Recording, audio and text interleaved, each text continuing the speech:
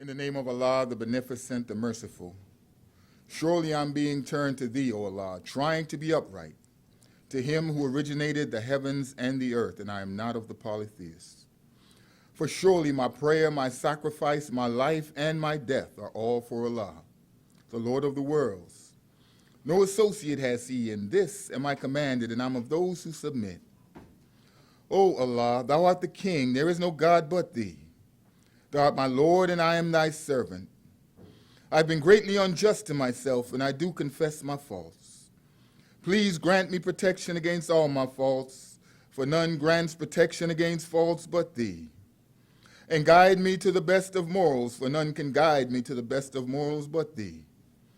And turn away from me the evil and the indecent morals, for none can turn away from me the evil and the indecent morals but Thee. O Allah, bless Muhammad, and bless the true followers of Muhammad, as Thou didst bless Abraham and the true followers of Abraham, for surely Thou art praised and magnified. O Allah, make Muhammad successful, and make the true followers of Muhammad successful, as Thou didst make Abraham and the true followers of Abraham successful, for surely Thou art praised and magnified in our midst forever. Amen. You may be seated.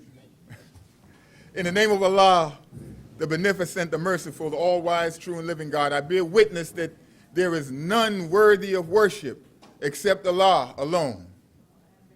And I bear witness that Muhammad is His messenger. We forever thank Almighty God, Allah, for His greatest gift to the human family, the gift of divine guidance. We thank Him for all the major and minor prophets in the scriptures they brought. We thank Him for Moses and the Torah, Jesus and the gospel, Muhammad ibn Abdullah, through whom the Holy Quran was revealed. But as I stand before you here as a student of the Most Honorable Elijah Muhammad, under the watch of the Honorable Minister Louis Farrakhan, who you'll hear from today, I'd be remiss if I failed to thank Allah for His intervention in our affairs, in our dispensation of time, when we were dragged astray, as some went astray voluntarily, we were dragged astray and stripped of the Holy Quran. But Allah saw fit to intervene personally in our affairs, in the person of Master Fard Muhammad, and raise up one from among us whose language we understand, so that we have no excuse to say that we don't understand the language of a stranger.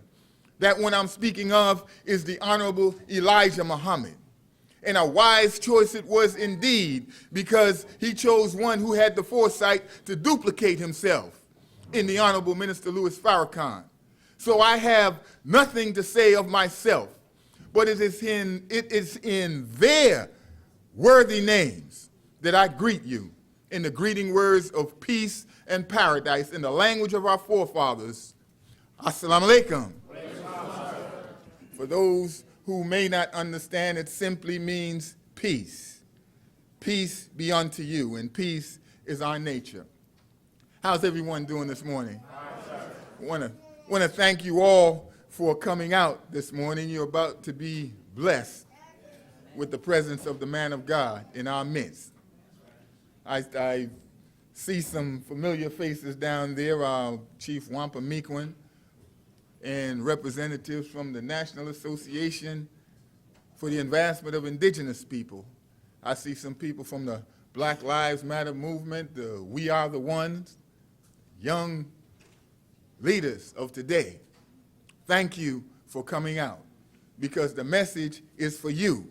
There's a baton that the minister wants to hand you to carry. So as you came in, you underwent a brief search and check procedure. This is not to imply mistrust of any kind, and we're not reacting to the events of the day. We have always searched. This was established by Master Fard Muhammad and carried out by the Honorable Elijah Muhammad at the inception of the Nation of Islam. So there are Johnny-come-latelys who are searching in a reactionary way, reacting to the events of the day, but we've always been prepared. As when you read the final call and you get tomorrow's headlines yesterday. So everyone undergoes this search procedure, even myself and those who searched me. That's right. But what I want to do is encourage you to return the favor. As we searched you, now it's your turn to search us. Search every word that you hear coming from this rostrum. For man shall not live by bread alone, but by every word that proceedeth from the mouth of God. And the word that proceeds from the mouth of the man of God is as good as getting it from the mouth of God, because God works and speaks through the agency of men. All praise is due to Allah.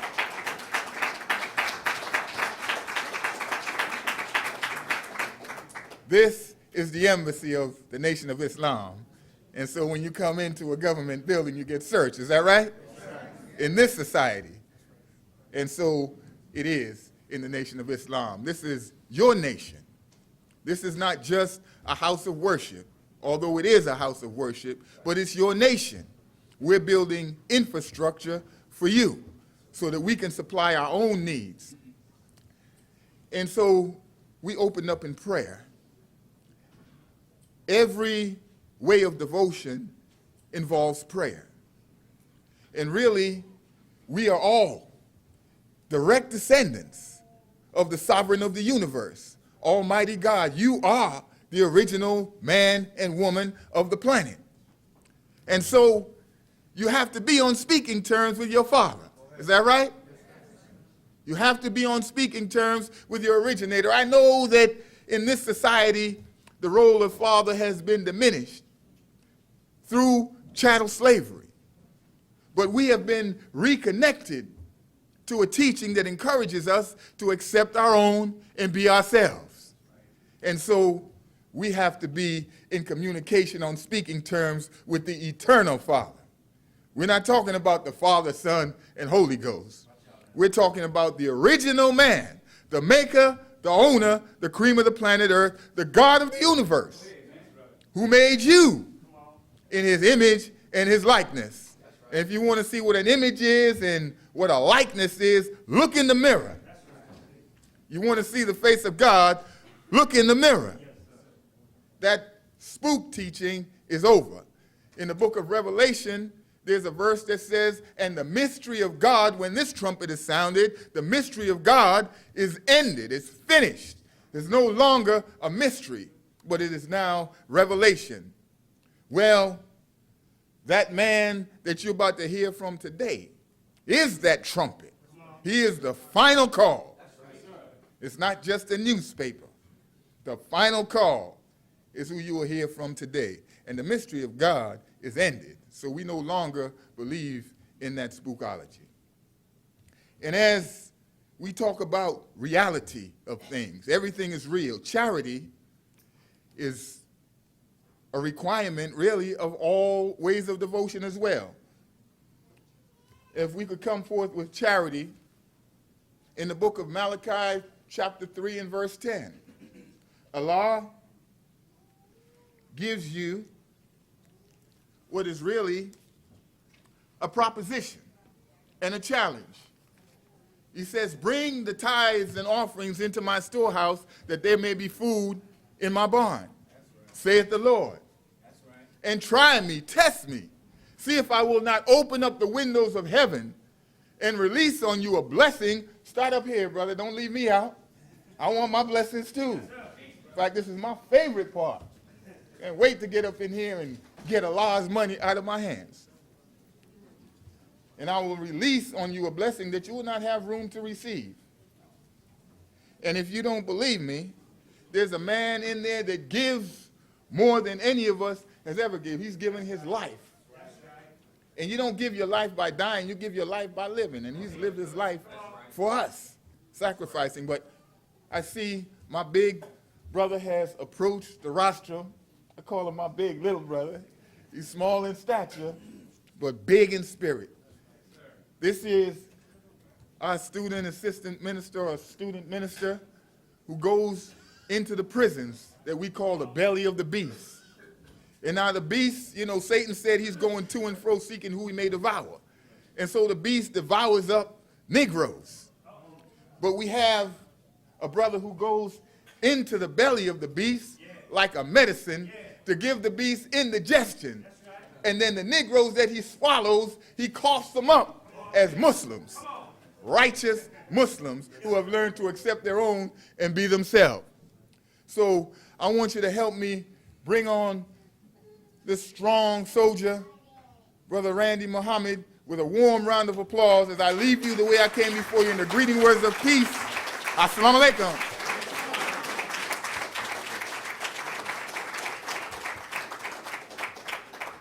All praises are due to Allah. Let's give Brother Taqwa another warm round of applause.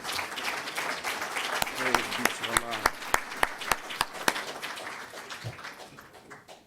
In the name of Allah, the Beneficent, the Merciful, the one true and living God, the revealer of all truth, the sender of all prophets, the God of Abraham, the God of Moses, the God of Jesus, and the God of Muhammad, peace be upon all of these great and worthy servants. We thank Almighty God Allah for each and every one of them, and we thank Allah for the divine revelation that He has sent down through these great prophets, that we have their words contained in the form of the Bible and the Holy Quran, great books of wisdom, that if we are believers in God, we can go into these books and extract the wisdom therein and use it as guidance for the life that God has given us, that we may be successful. So we thank Allah for all of His prophets, and as Muslims, we make no distinction between any of the prophets of God. We thank Allah for each and every one of them and the words that they revealed for our success. As black people, members of the original indigenous people here in the wilderness of North America, whether we speak English or Spanish, whether we speak French or Portuguese, whether we are part of the original indigenous people that are the first nation to inhabit this land, we as original people here represent a people who have been totally destroyed. We represent a people that have been robbed of the knowledge of ourselves, our name, our culture, the knowledge of our God, our history, and our identity. We represent a people that have been turned upside down and inside out and left in a pitiful condition at the bottom of civilization. And so therefore, brothers and sisters, we can never thank the same God of Abraham, the same God of Moses, the same God of Jesus, and the same God of Muhammad for the fact that He did not forget about you and I. We thank Him for the fact that He's seen us in our condition. And we thank Allah for seeing fit to intervene in our affairs. So we thank Allah for appearing and coming to us and intervening in our affairs in the personage of Master Father Muhammad. We thank Him for raising up from among us a Georgia-born black man, one from among us, one that understands us, one that suffered with us, one that has undergone what we have undergone, but one that God has come and chosen and raised up with knowledge, wisdom, and understanding. A man that God has raised up and backed with power to do the greatest job that there ever has been done. And that greatest job is to resurrect the people who are mentally and spiritually dead. Come on and talk back to me. Huh? Y'all acting like y'all mad about that. I ain't getting no feedback here. We should be thankful that God intervened in our affairs. We should thank Almighty God Allah for that. All praises are due to Allah. We have a great one that has been raised, a man that makes men. We know we just coming through celebrating the life of Muhammad Ali, is that right? Right. And the attention of the whole world was on this great one that was in our midst. But the whole world, they omitted one thing. They forgot about the man that made the man. And the reason why is because they don't want you to know that that man is still present, and that if you follow what he's saying, he can make a man and a woman out of you. Don't you be deceived by this enemy. He don't have no love for real Muhammad Ali. Because if he did, they would honor his teacher. How can you say you love the fruit but reject the root? Huh? Without the root, there would be no fruit. That's right. We bask in the glory of Muhammad Ali. We bask in the glory of Malcolm X. We bask in the glory of all the great ones. But it's something about the teacher that they don't want you to know nothing about. Because he's a man that make men. And so, brothers and sisters, we thank Allah not only for the Honorable Elijah Muhammad, but we thank Allah that he duplicated himself. We thank Allah that he put himself in another one that is in our midst. We thank Allah for his #1 student, who is the preeminent leader of black people today. Oh, y'all got quiet on me again. You act like you don't know what I'm saying. Huh? That's why you here today.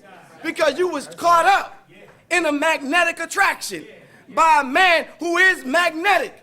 Because he's aligned himself with the will of God. We thank Allah, brothers and sisters, for our leader, who's leading us to the eternal leader. Huh? We thank Allah for this champion among us, a man that I affectionately call the boldest, baddest black man on the planet. He is the hardest working among us. He is the most productive among us. He is the most successful among us. He is the most articulate among us. He is the most consistent among us. He is all that and then some. He is the incomparable, the undisputed, undefeated heavyweight champion of freedom, justice, and equality. You know who I'm talking about. I'm talking about the Honorable Minister Louis Farrakhan. In their names, I greet you in the universal greeting words of peace. Assalamu alaikum. How you feel, Boston? Oh, I'm fired up. Oh, this is a great day today. We are blessed today that in a few short moments, we will hear from the man of God. A man, and when we say a man of God, we don't mean a man of God like Reverend so-and-so, or Imam so-and-so, or even Bishop so-and-so. No disrespect intended. We honor all men and women who stand up to do the work of God. If you stand up and you do the work of God, they say, well, that's a man of God, or that's a woman of God, and that's honorable, and that's right. But when we're talking about the man that we're about to see today, we are not talking about a man of God in that vein, but we are talking about a man who has been divinely anointed and divinely appointed. He is the voice of God today. He is the man that literally God speaks his will through this one in our midst. Make no mistake about it. We're talking about a prophetic voice in our time. A prophetic voice. And that title, that's really, that's not too big. Really, that title is really too small for the man that we're about to see. He is a prophetic voice, but we are not living in the time of prophets.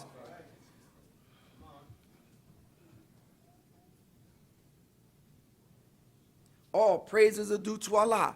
I just got a message that we are streaming live, and this message is being broadcast all over the world. So we have all praises are due to Allah. All praises are due to Allah. Takbir! Takbir! Takbir! We have Alaska online. We have people listening to us right now from Germany. We have Ireland online. We have the UK online. And we have Mexico online. Let's give a warm round of applause and thank you to our family all over the world. All praises are due to Allah. All praises are due to Allah. So the man that we're about to see, the man that we're about to listen to, he's a man that really has risen in our midst. We thank Allah, and we can never thank Allah enough for that beautiful black man that is drawing people and is listened to all over the world. He's more than a prophetic voice, for we are not living in the time of prophets anymore. We are living now in the messianic dispensation. So the man that we're about to listen to today, he's a man that really represents the Messiah, the Christ, and the Mahdi in our midst. Oh, again, y'all got quiet on me again. You don't believe me, right? Well, look, we know that the Honorable Minister Louis Farrakhan, his record speaks for itself. He's a man that has been tried and tested. And so when I say a prophetic voice, we know that on May 24th, the Honorable Minister Louis Farrakhan was on the Breakfast Club. How many of y'all caught the minister on the Breakfast Club? Raise your hands. All praises due to Allah. Wasn't the minister on fire? Yes, wasn't he on point? Yes, but when he closed the interview, he closed with words of guidance and warning. And he again warned us to watch the weather. He said that God is going to increase the calamities in America. in intensity and in frequency. Now, that was on May the 24th. That same day, no sooner than he finished speaking, and we witnessed in Kansas, twisters coming down. It was all over the national news. Kansas was being torn up by a series of twisters. And when you listen to the news reporter, it seemed like they was listening to the Breakfast Club. Because the very words that the minister spoke was coming out their mouths. He said, you're going to see twisters like dancing girls in long dresses. And right out the mouth of the reporters, they said the twisters, they came down looking like dancing women in long dresses. All praises are due to Allah. Then the minister said, he said, you're going to see hail the size of baseballs. And then the news reporter came out and said, and there was hail the size of baseball. And they showed people with, there's this one clip where they got an individual and he got a baseball in one hand and he got a big hail the same size on the other hand. God is not mocked. We are living in the messianic dispensation. The Messiah is present in the world. And the good news is that he has come for you. And so since then, that was on the 24th. But the calamities has not stopped since. And so it has increased. So Oklahoma got hit with a series of twisters. Texas got hit. They got floods. Right now, as we speak, West Virginia is being hammered. Homes are being swept away. They showed this one house, and I was like, man, how did this happen? How you got rain producing a flood that swept away a house. The house is on fire and floating at the same time.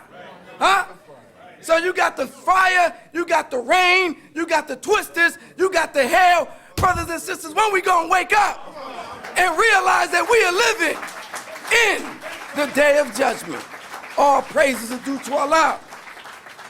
We got a great one in our midst, and we will do good not to play him for cheap. We would do good, Boston, not to take him for a mere entertainer. You're not going to listen to today an entertainer. So we really have to be careful how we entertain the thought of the minister, even in our mind. That's right. Go ahead. Let's respect the man in not only showing up and listening to him, but hearing what he's saying and moving out on the divine instructions.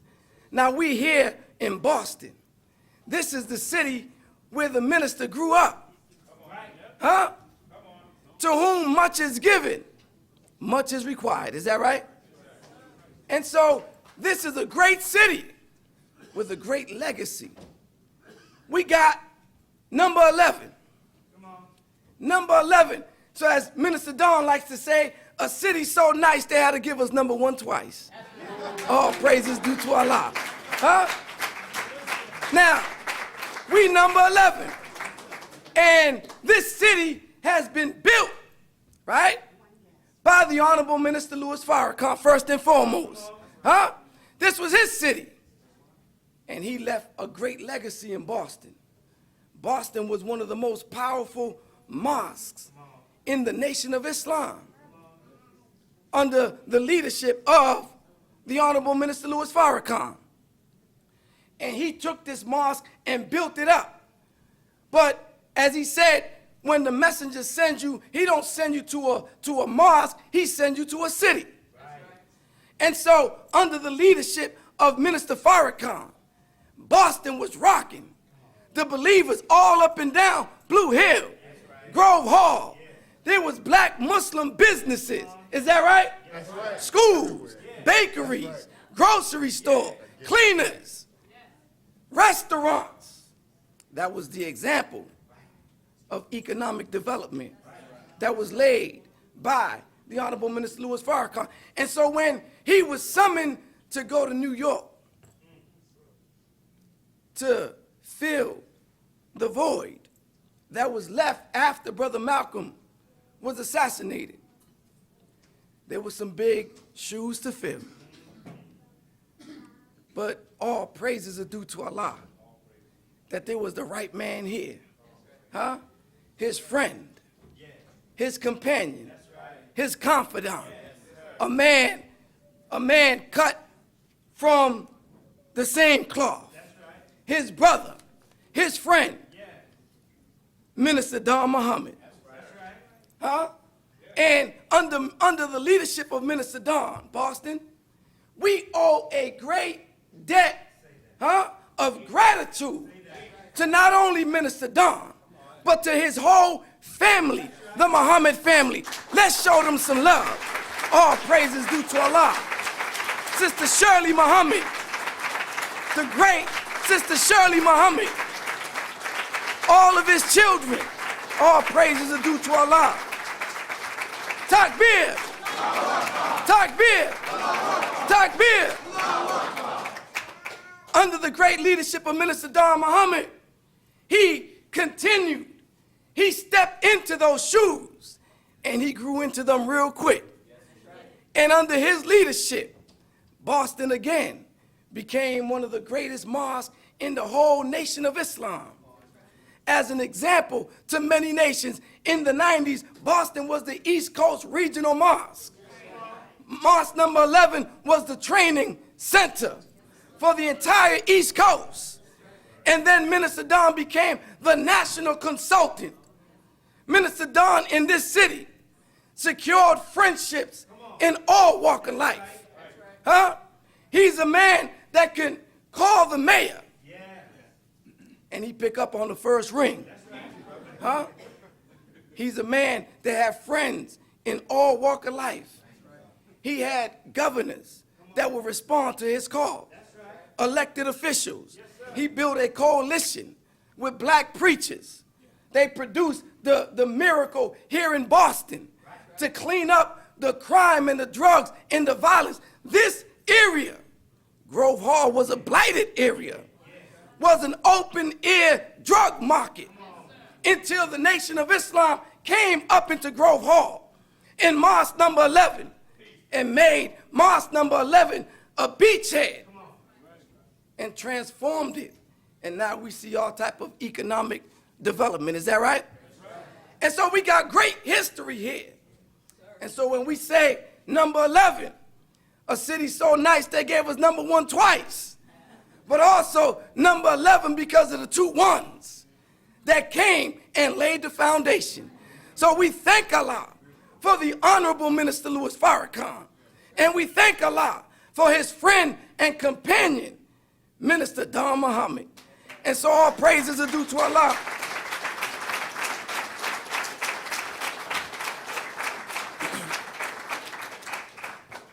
We're not going to let that legacy die. Is that right?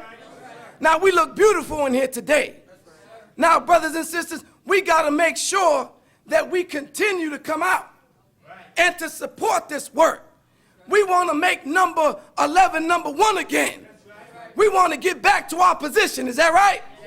We want to be the best helper of the Honorable Minister Louis Farrakhan.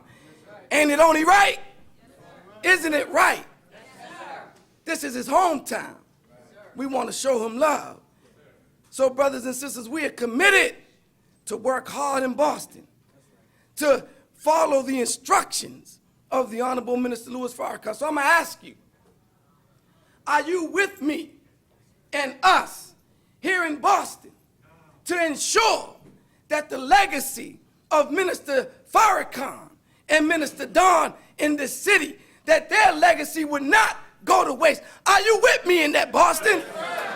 All praises are due to Allah. Are you sure? Do you want to make number 11 number 1? Do we want to take it to the top? Do we want to reclaim the city?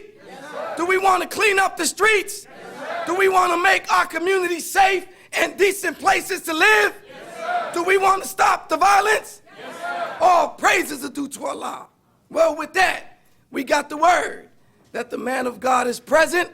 And so without further ado, Boston, help me to receive to this rostrum our beloved leader, the man of God on scene, the boldest, baddest black man, the Honorable Minister Louis Farrakhan. As I greet you in peace, Assalamu alaikum. All praises are due to Allah. Let's go, Boston, give it up. Let's go, Boston, give it up. Show your love. The Honorable Minister Louis Farrakhan. Takbir. Takbir. Takbir.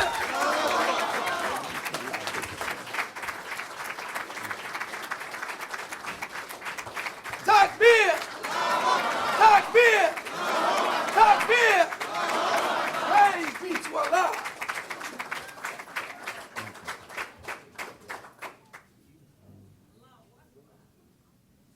Please be seated. We love you, Farrkhan. Thank you. I love you too.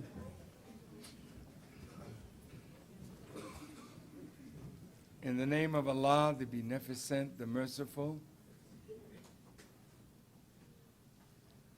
the Lord of all the worlds, we thank Him over and over again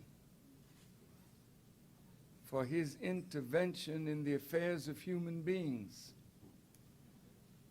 that whenever we lose His favor by going contrary to His straight path, before He punishes, He always raises from among the people a prophet or a messenger to whom He gives what is called divine revelation by means of Scripture to guide the people back to His favor.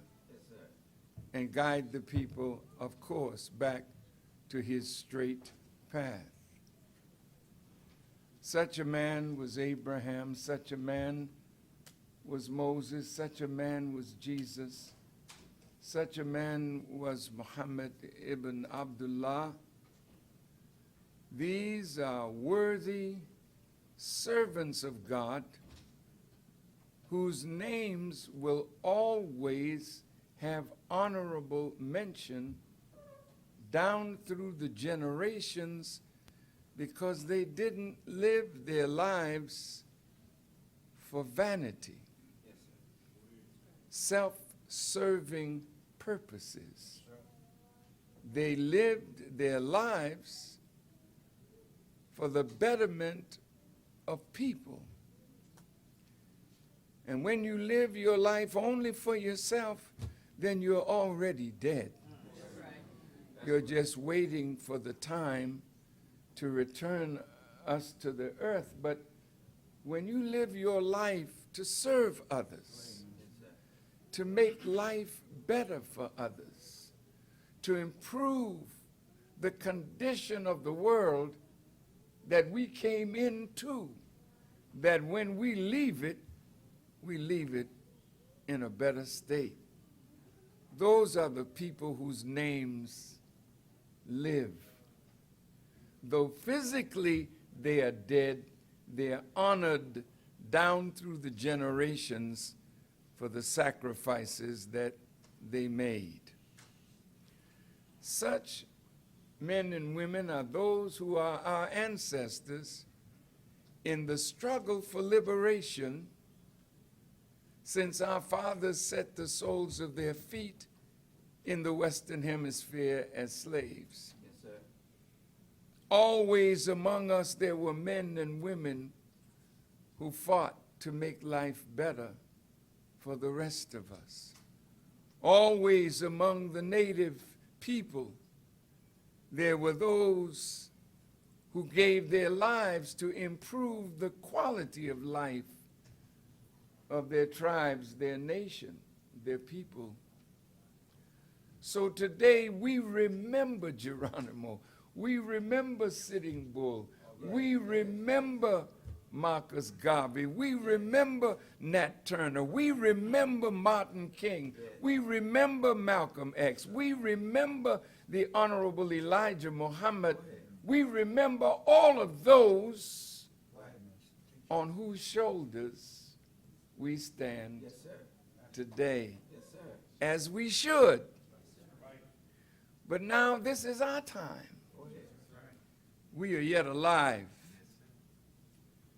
And Jesus said it best. I didn't come into the world to be ministered unto. I came into the world to minister to others. So he said, he who would be chief among you, let him be your servant. The enemy tried to and was successful in destroying in us that quality of love that makes us desire to serve one another. Excuse me. The reason we're in the condition that we're in is because living under an enemy whose purpose was to render us an unthinking, uncaring people that would be perpetual slaves or servants to him and his people and his cause, to build his world. All right. Well, we never did that for ourselves. And every time after slavery, we built a town. In fact, we built 60 towns after slavery, but not one exists today because the enemy never wants to see the slave really free. So I'm honored to be here in Boston with my brother and minister,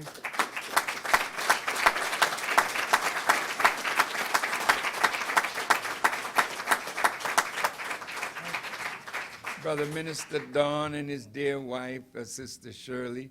Let us give Sister Shirley a wonderful round of applause.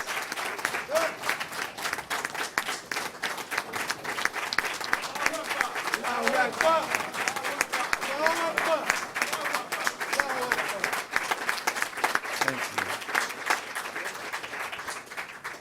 Because there wouldn't be a great Minister Don if there wasn't a great Sister Shirley. God made woman for man. And God made man for himself. You didn't hear me.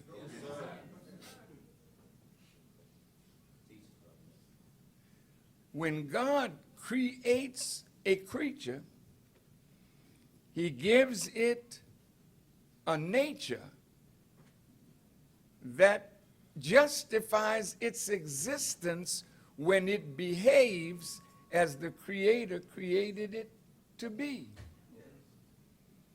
You don't justify your existence by being other than who you are. You justify being here by learning and being yourself. Every creature that God created, he gives it an aim and a purpose that's not written in a book. It's written in the nature of that creature. You and I are the supreme creatures of God. Nothing greater than the Homo sapien or man. And whether you want to believe it or not, there would be no mankind if there were no original man. And original man is you. White people are Johnny-come-latelys on our planet, I'm not making mockery. They were given a purpose, and they have fulfilled it. Have you noticed in nature? Everything in nature has a natural enemy. Go ahead. Do you like your little bird in the cage? Don't let it around the cat. As you love your bird, you know the cat is always scheming to get to the bird. The cat is always scheming to get to the mouse. And even though you may have a dog and a cat in your house, you would have to train them from little to accept each other. But by nature, they're not like that. Who is your enemy? All right.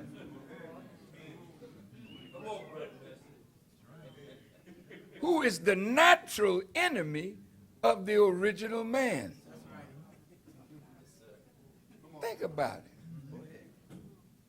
If everything in nature has an enemy, God has one too. That's right.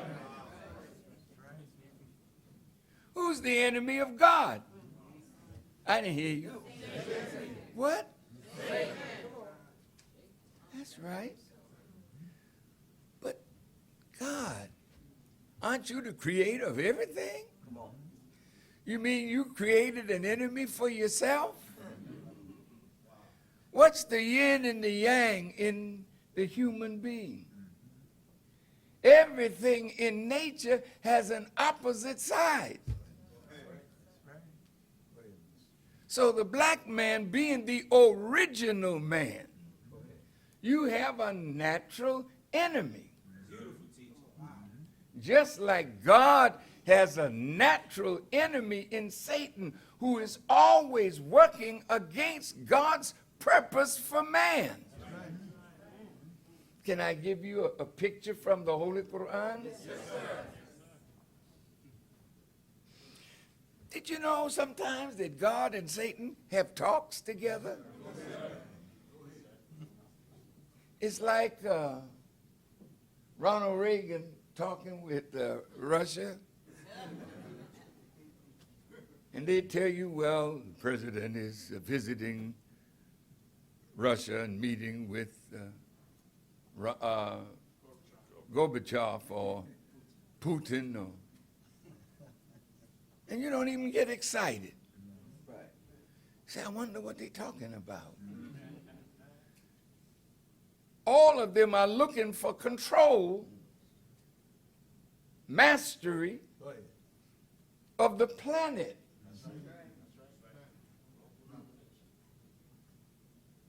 So when they talk, they're always jockeying for position. Well, in the Quran, Satan is having a talk with God. And God has already judged him to be of those who are erring from his straight path. So Satan is upset. And he says, well,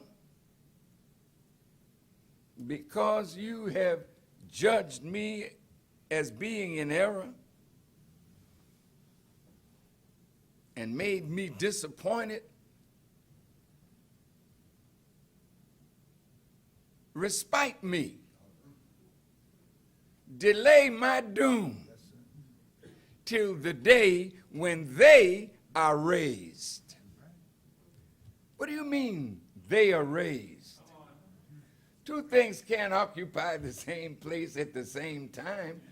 If the enemy is up, the people of God are down.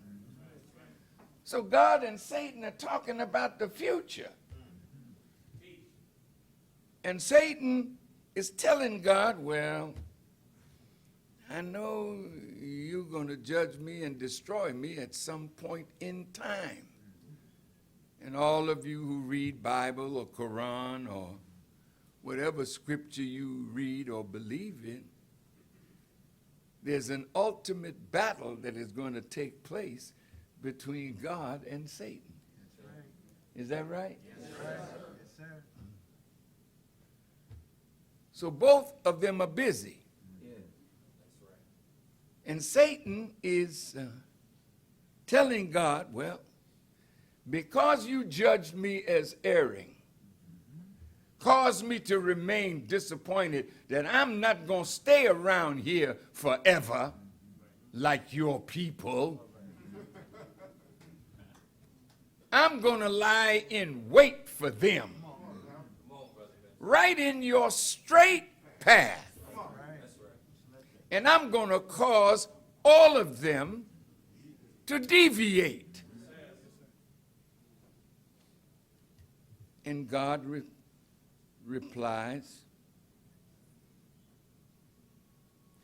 whosoever follows you, I will certainly fill hell with you all. So Satan is always looking for followers. But he wants to take followers out of the path of God. That's heavy business. So when you think you're worshiping God, you better check it. That's right. Because you might be a Satan worshiper unaware. Now wait now, just listen, man. I'm coming after them in your straight path. I'm going to come at them from before them, from behind them, from their left side, from their right side, and I'm going to get them all to deviate. Do you know what deviation is? It's breaking from a natural and straight course.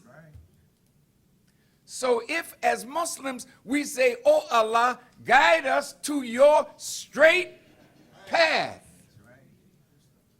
Where once you are on the straight path, you are to be victimized by a smart, crooked deceiver who's going to come at you in the path of truth, in the path of righteousness, in the path of God, in the way of religion. That's right. Go ahead. I'm coming right at you. This is Satan talking. And I am going to make all deviate. The Quran says Satan is so clever, he's going to make evil fair seeming. Now that's deception at the highest. When somebody can do something evil and make you think it's all right and make you a defender of what is all wrong, using the power of your being to defend what is indefensible.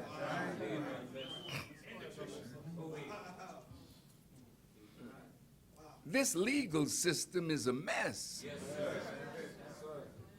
I'm a lawyer, not that I am, but you could argue.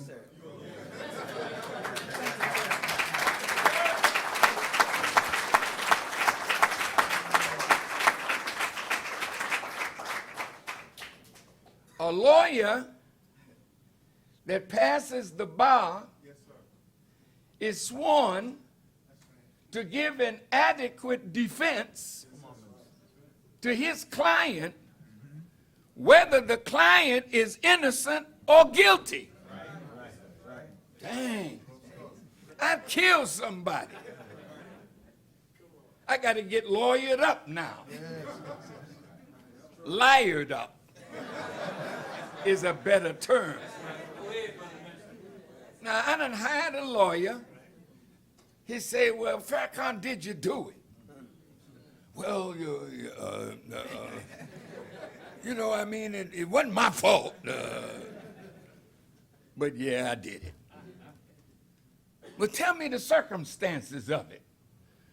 Well, you know, we got into an argument and, you know, I mean, I got overheated and, What was the argument about? Well, the man was looking at my woman. You know what I'm saying? You know what I'm saying? And I reached for my pistol and I got him. Yes, sir. Okay, now we've got to figure out what is the best defense for you. So I'm going to set up a series of lies to make your act of murder justified, and then I'm going to sell it to a jury, supposedly of your peers, but the cost is going to be pretty high. We'll start off, you know, my fee is about $500 an hour, and this is going to take a little time to get you off of this, but remember, this is murder. You may be going away for life, so you want your lawyer to put up the best defense. And the best defense for wrong are a series of lies and circumstances that can deceive the jury into coming back with a verdict, not guilty. See, in the system of God, when you're wrong, I can't defend you. Right, right. That's right. That's right. If you're wrong, what is the defense for wrong? Well, the only thing that's a defense for wrong is there a mitigating circumstance that will limit the punishment for what you did. But if you're wrong with God, you're wrong. That's it. So when God delivers his judgment, he wrongs no one. In our reading of the Quran during the month of Ramadan, we read where Allah, punishes so many nations, and he always says he's just. But sometimes we don't understand his judgment. Right, right. Because he's so much wiser, naturally, than we are, and he would kill a lot of us just by making a judgment that we disagreed with. Let me give you an example.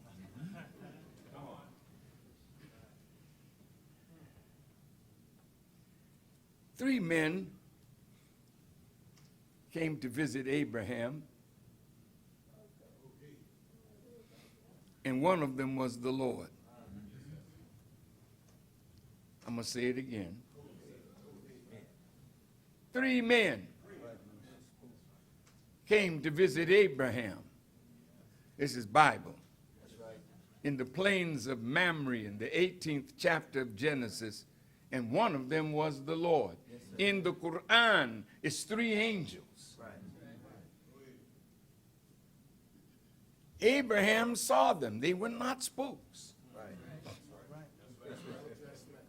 They weren't, they were transparent, all right. But they were frightening looking individuals because Abraham wanted to know their purpose, Sarah, she's in the back somewhere. Bring some food. My, the Lord eats. Right, right. Bring something for the Lord to sit down. Come on now. He's a little tired from the journey. Yeah. So the foolish say, well, hell, this can't be God. He eats. Right. Well, what the heck do you think God should do if he's real? He has eyes, Come on now. so he sees. Right. He has ears, so he hears. Yeah. The Bible said his arm is not too short, that it cannot save. So he got arms. On his thigh was written a name.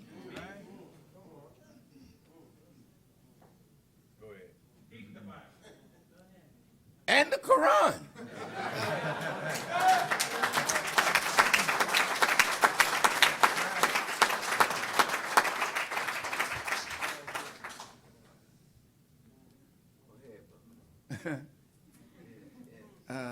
Abraham told God that he really wanted to know their purpose for this great visit. And the angel spoke to Abraham and said, well, we have an assignment and we're on our way to Sodom and Gomorrah. And Lot was the nephew of Abraham. So he's informing the uncle of what they're about to do to Sodom and Gomorrah. Say, well, God is delivering a judgment now against Sodom. Now listen to God's judgment. First he says, what are you doing? Men coming to men with lust in their heart as they should a female. Then the God says, I abhor what you doing. Right. What do you mean abhor? He hates it. He hates to see a man kissing and having sex with another man. Now wait. I don't want you to take it personal. If that's what you're doing. I'm not against you. I'm just talking about scripture and what God said he hates. That's all. Go ahead, man. Because God created man to have a natural attraction to the female. Now wait.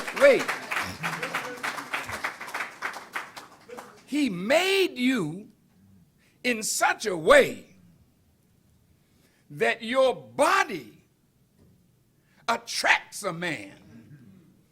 That's how procreation begins, with attraction. Well, hell, if you got as many muscles and whatnot as a man, maybe he might want to find another man or something. I know you in the gym and you working out and I gotta have this kind of backside or this kind of, oh, sorry.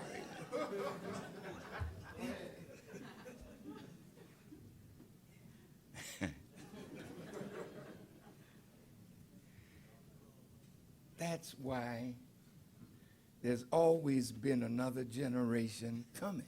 Yes, sir. People live, people die, they procreate, and humanity continues over millions of years because of the nature of God and the way he set this up. And it don't fail. The woman is the natural complement to what's in the man. Come on, brother. Go ahead, black man. And the man is the natural complement of what's in a woman. Yes, sir. That's right. A woman, according to the Quran, Bible too,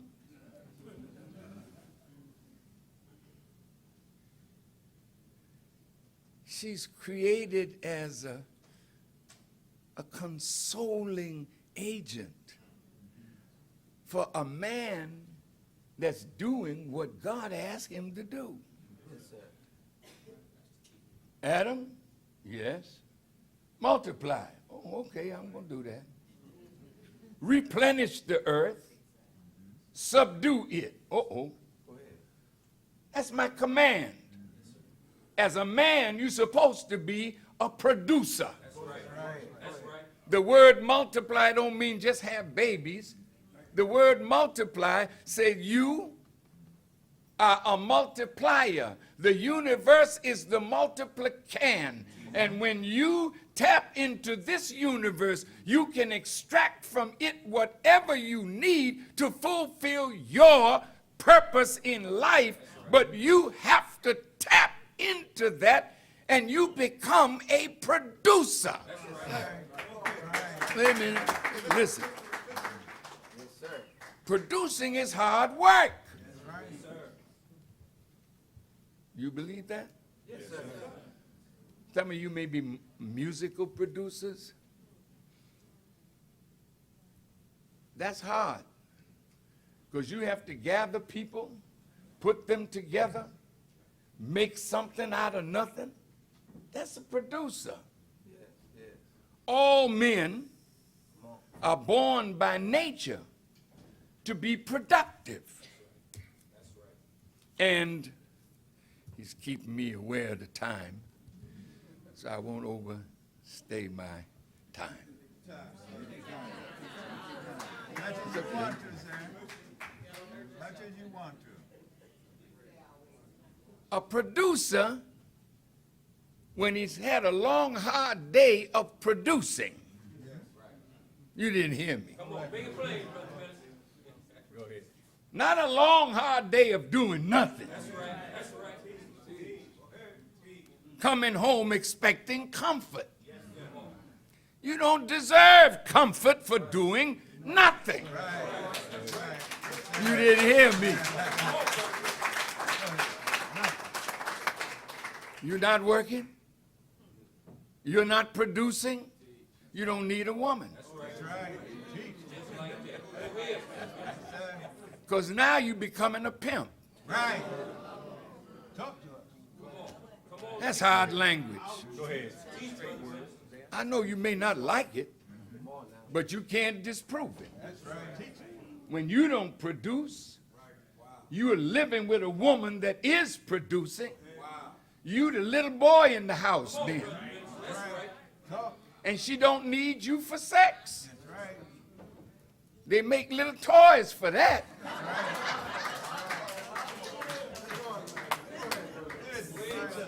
So hell, I'm sorry. If you're not producing, she has nothing to do for you. Baby, cook me a little meal.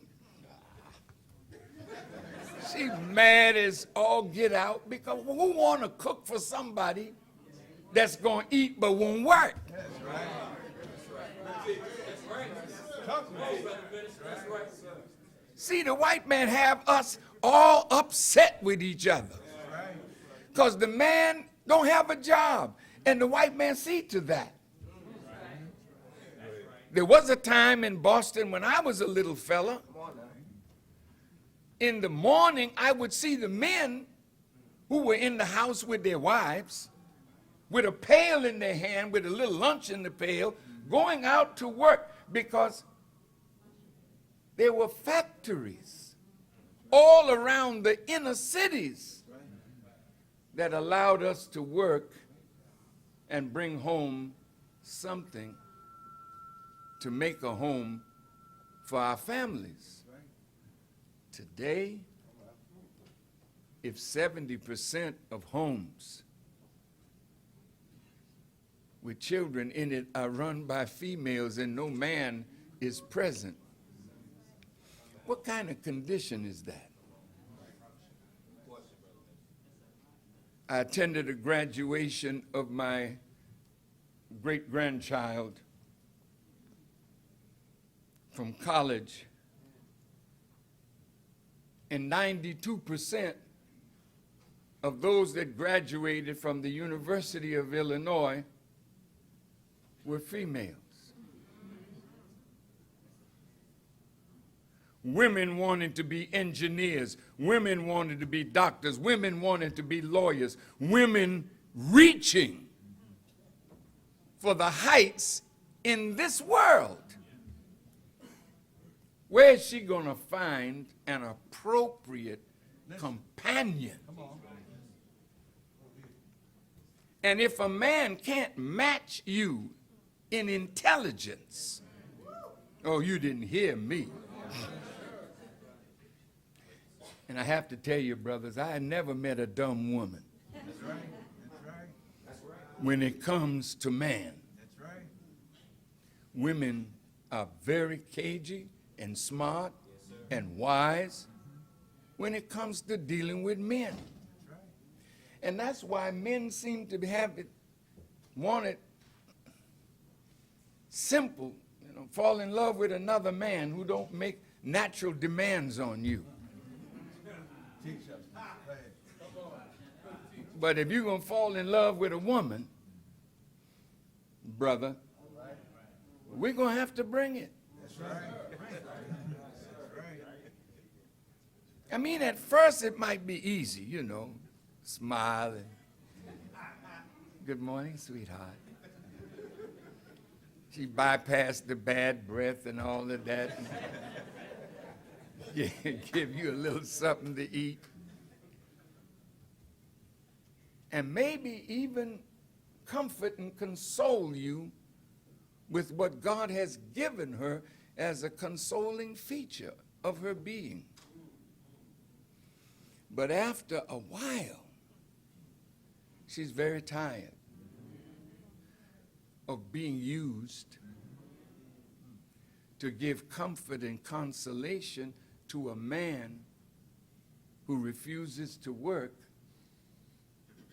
to help feed the babies that he produces. Well, I didn't expect to hear that. You know, I come down here and let me see, I'm going.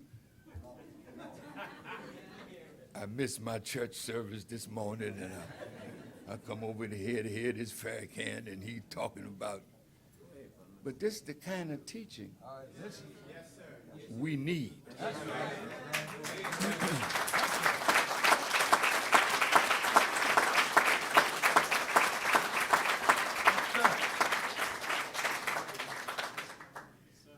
Because if a man finds it easy to take pleasure from a woman that he is not serving to complete her make, then that man is a cheater. All right.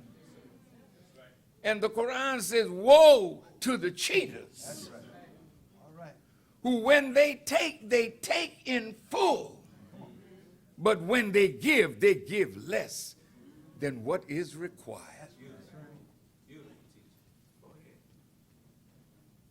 Somebody has interfered with the natural way that God wanted us to relate to each other. He never made us to be enemies. Women enemy of man, man enemy of woman. But there is a natural enemy. Now, let's tie this up.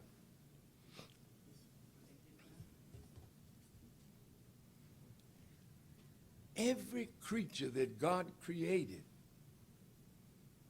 the first thing that must happen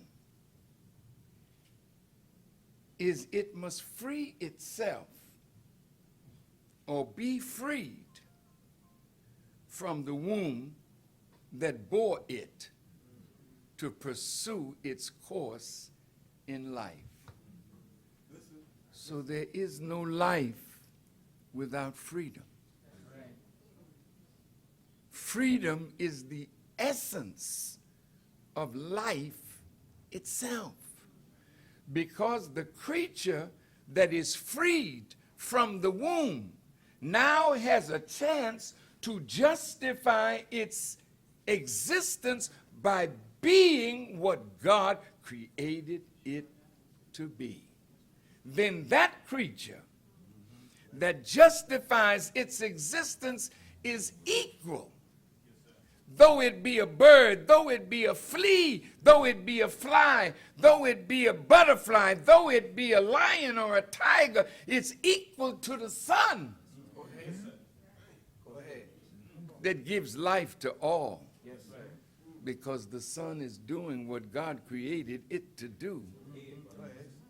And the bee and the ant is doing what God created it to do.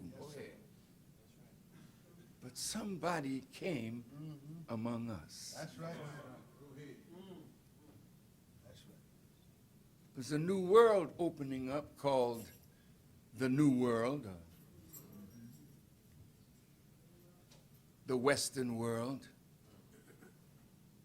White folk came out of Europe after being confined there for nearly 1,000 years. And they discovered,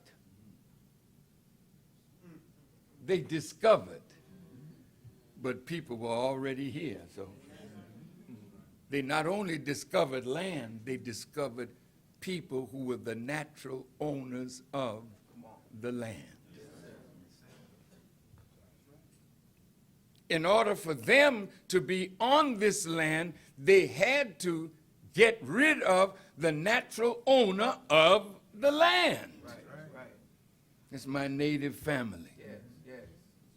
So there's always been a conspiracy against the original people of anywhere in the earth where they went, because they were not natural in any part of our planet. That's right. That's right. So in order to gain access to that land, they had to supplant the natural owner, the natural ruler, the natural people of their natural habitat, and replace them with themselves. Is that a friend? No, sir. It's a natural enemy.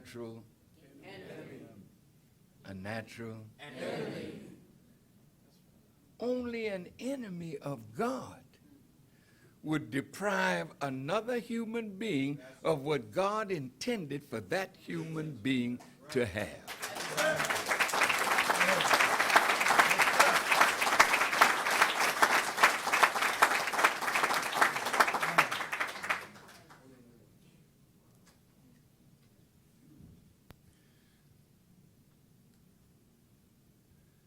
Now, we are above the beasts of the field. We are human beings. So as a human, you have a right to knowledge,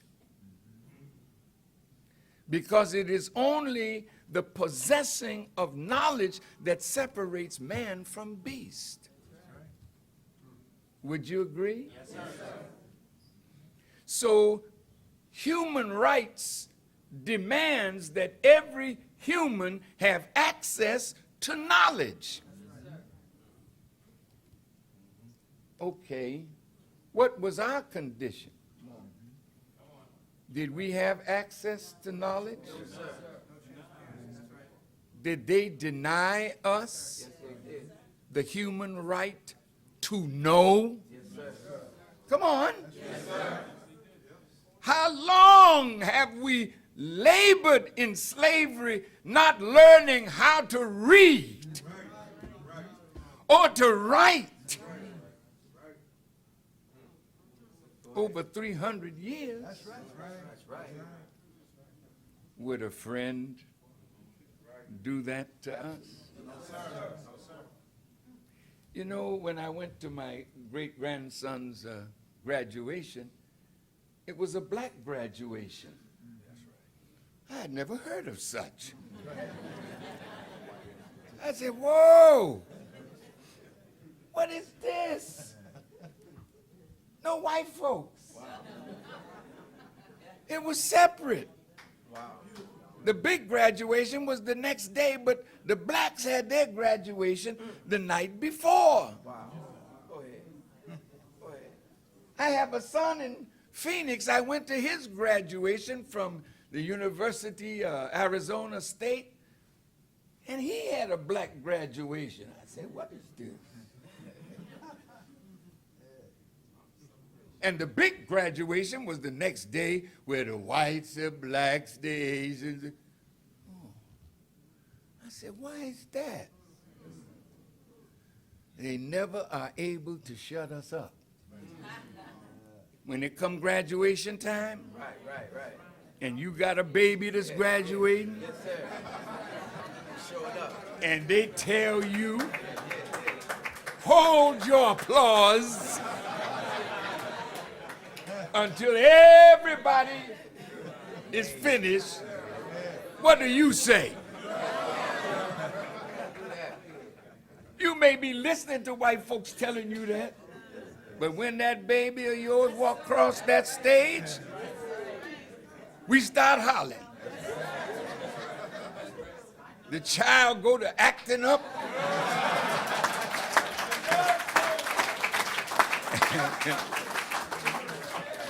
And I asked myself, why is that? I said, white people can be so nonchalant about it. Oh, there's my Johnny.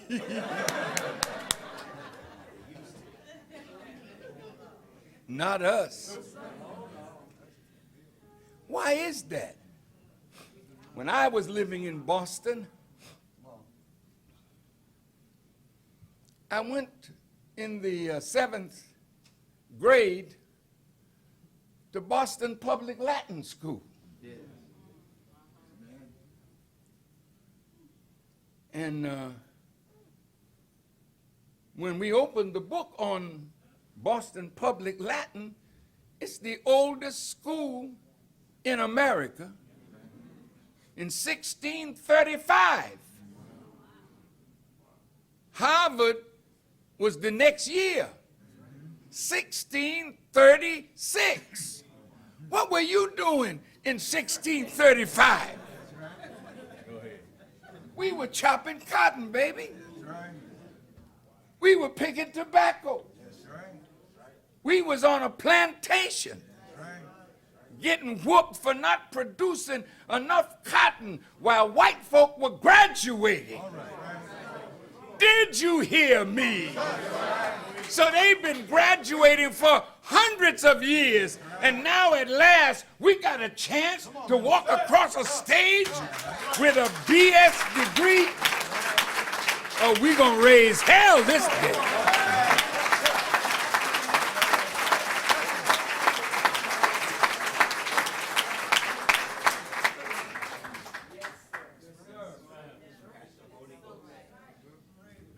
We're happy because somebody in our family finally made it across the stage. They don't understand that. Two different people. Any of you in the music business? Those of you in the music business, you can write a song and you can be an artist, but somebody else controls the distribution of your product. You don't own the radio station, so you got to either pay some money to your own brother who is a DJ to play your song. There's no more record companies, not record companies, but record stores. Very few. And when I was in the music business, I had song that was on the Calypso hit parade, but it was the man that signed me to the label that determined what kind of royalties I got. I didn't see his books. That was not my business. Nigga sing. Nigga dance. And I'll tell you what you made.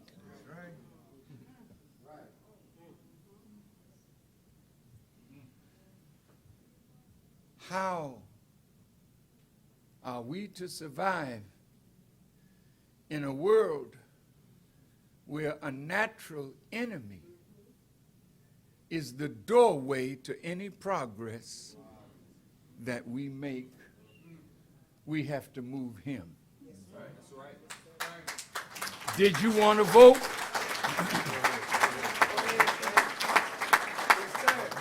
Did you deserve the right to vote? Yes, you did. If you're called a citizen. Now, they didn't ask us whether we wanted to be.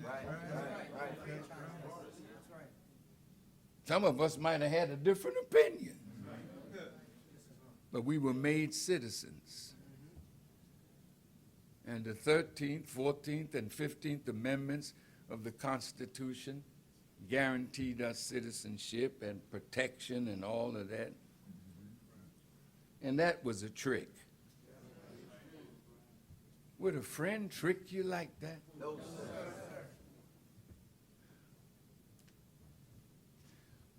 Is an enemy who makes you think you have something of value and you find out it's worthless? How did the enemy get Manhattan? We were fascinated with trinkets. He knew better. He wasn't going to give a fair bargain, but if you like the trinket, I'll give you a lot of that. Just sign this over. Well, they were going to take it anyway. That's a friend? No. Do you have a hunger and a thirst to know God? Yes, sir. A hunger and a thirst for someone to treat you right? Yes, sir. So the master was a Christian, while Kunta Kinte, he was a Muslim. Right, right. I went to the village of Jufre, Yes, sir. where my brother who wrote Roots, Alex Haley, his ancestors were from. He interviewed Brother Malcolm. He interviewed Elijah Muhammad. And they told him that your original fathers were Muslims. He wrote it down. But when I became the minister, after Malcolm left the nation in New York, Alex Haley wrote me. And he said, Farrkhan, Elijah Muhammad and Malcolm X were right, because I researched my ancestry and my original ancestors were Muslims. So in the new rendition of Roots, I don't know whether you saw it. Did any of you see the new rendition? Yes, sir. It starts off, Allahu Akbar, Allahu Akbar. Right. God is great. To show you the Muslim way of praying. You may not have recognized it, but they put the truth in it this time. And the reason he took such a beating was because the white man had authority in his own mind to name us. Because you have the right to name what you own.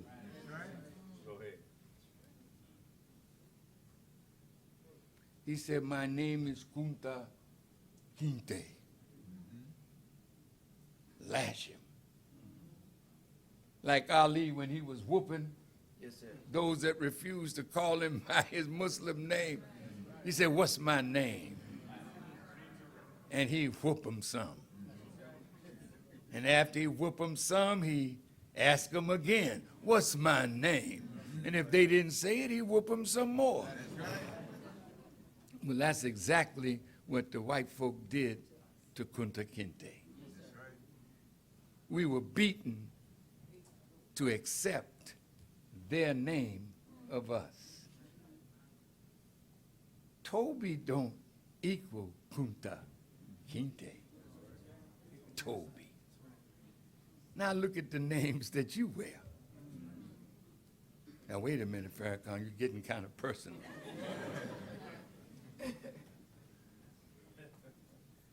Bring it home. I'm not trying to be upsetting, But the white man treats you like this, treats us like this, because he sees us as his property. What name did you go in? Whenever you signed your name to any document, you didn't sign your name because you don't know it. You signed the name of the last slave master of your ancestor. Mr. Wilson, Mr. Jones, Miss Johnson, Miss Brown, Miss White, Miss Culpepper, Miss Whitaker. Oh, yes. Those are not your names. You don't have names that don't have meaning. African people have names that have meaning. And the best names of all are the 99 attributes of God himself. So when Ali accepted the name from the Honorable Elijah Muhammad Ali, that's what launched him throughout the world. Because the most popular name in the world among people of color is Muhammad. But of course in the Western world it's John.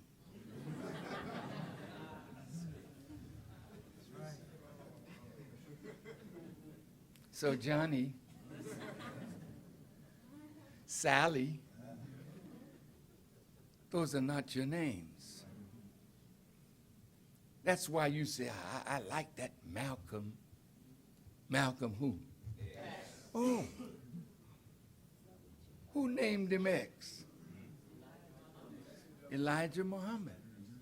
His name was Malcolm Little. Little wasn't his name. That was the name of the last slave master that owned his great-grandfather, Little.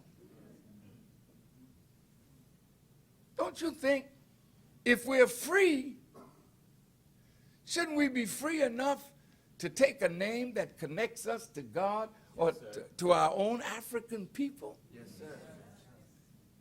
Do you remember the comedy, the sitcom, Different Strokes? Yes, sir. Who was the two brothers that were stars in that? There you go. Now, I met Todd as a grown man in the home of Jim Brown, the great football player out in California. And Todd told me, listen to the words, that he was going to change his name while he was on that show. He was going to take an African name. He was visited, he said, by the FBI. Wait, did you hear me? Yes, sir. I'm going to say it again. He was visited by the FBI, who told him if he did that, the type of punishment would come to him. Because if Todd used his fame to show you the road to freedom starts with your right to name yourself. The road to freedom. When Africa started getting her independence, she wasn't Rhodesia no more. She took a name that was an African name that they had before the white man came. Go ahead. Is this the action of a friend? A friendly government? That's your enemy. How many of us have somebody in our family that are presently incarcerated? May I see your hands, please? Yes, sir. Thank you.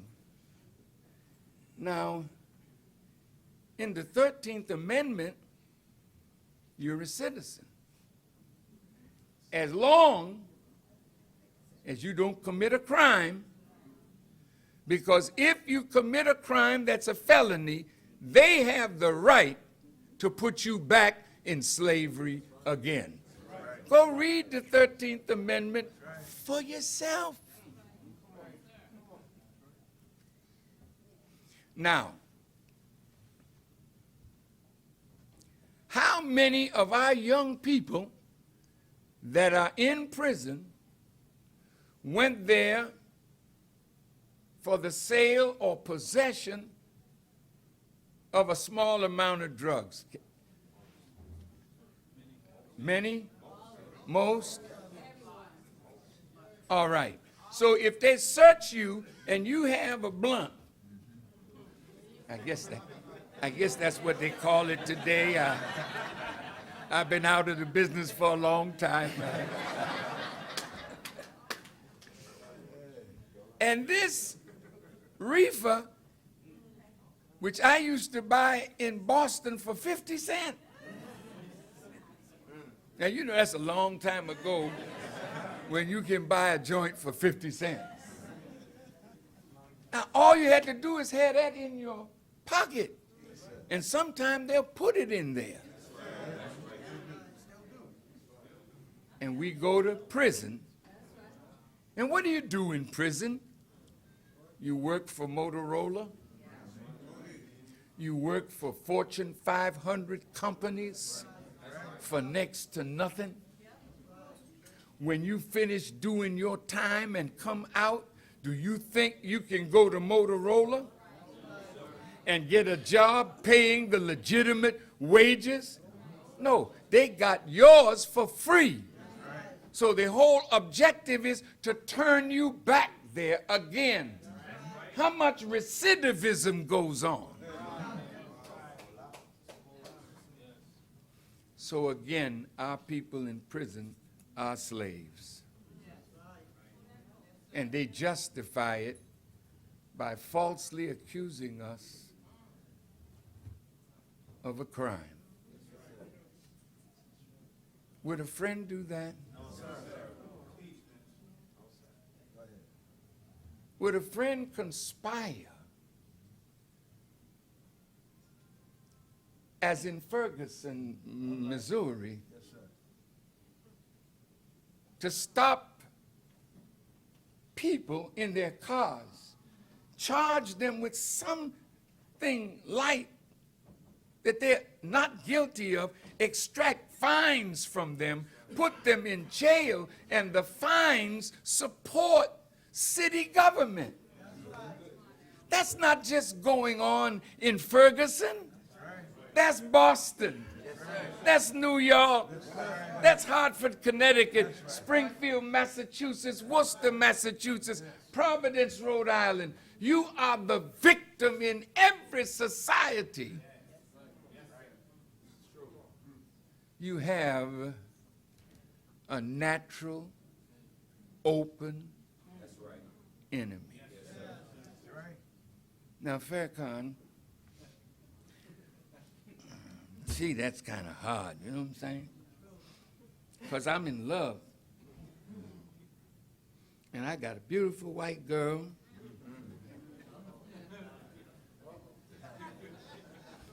And she really loves me.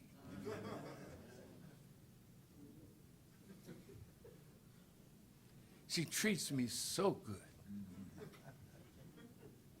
I needed a loan. And she had the money and she freely gave it to me. And now I'm in business. She's my partner. Is that my real friend? Could be.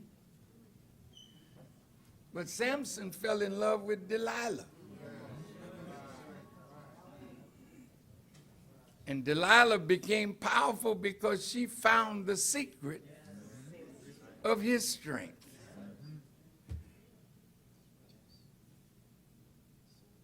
The white woman could be your friend. I'm not saying she is or isn't. But when you don't have the knowledge of yourself and you don't have the knowledge of them, you don't have a proper yardstick to measure a friend or an enemy, because you have chosen your enemies as your friends.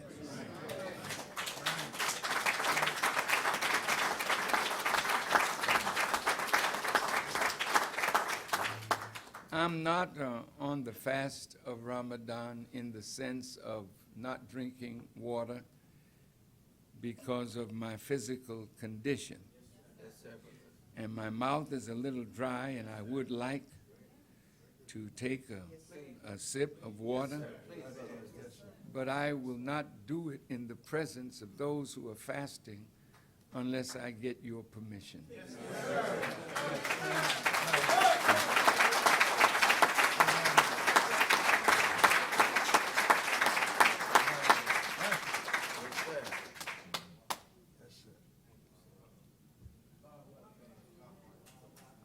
Thank you.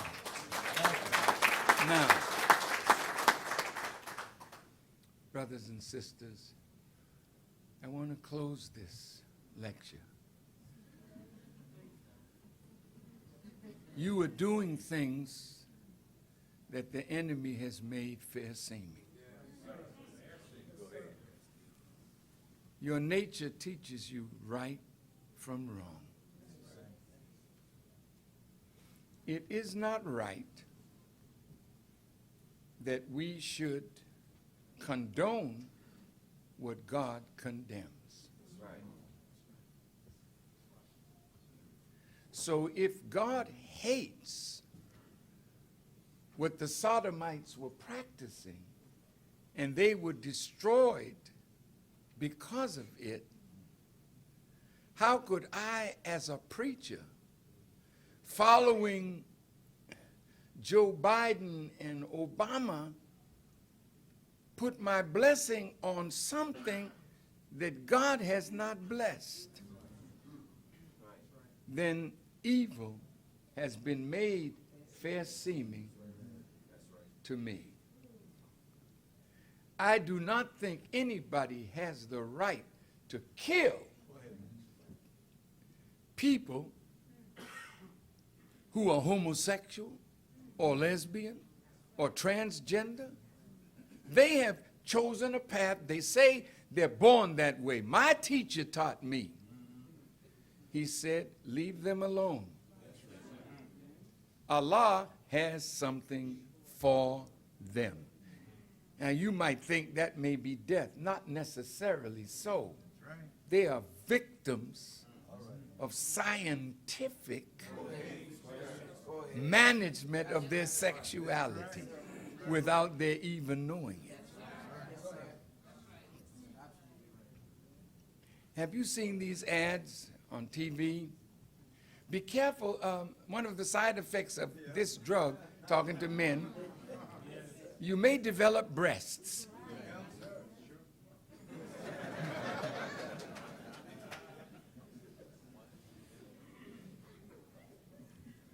One of the side effects of this drug is it gives you suicidal thoughts. So you don't know whether to keep with your disease or take what they're giving you as a cure. All of it is chemistry. And the enemy is a master scientist of chemistry. So you're looking at how you eat. You don't know what's in your food. They're so creative in the process of death that you are eating foods from seeds that cannot reproduce. And you wonder why your sperm count is going down.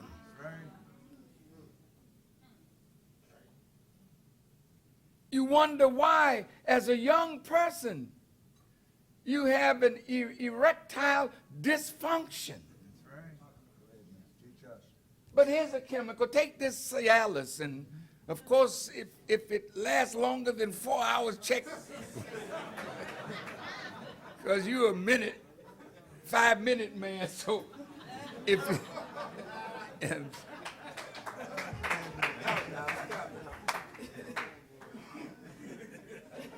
you know, learning should be fun.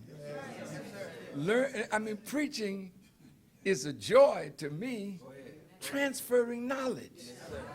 And if I use something in a comical kind of way, it's not that it's funny, but it lightens the heavy load of the knowledge that you're carrying.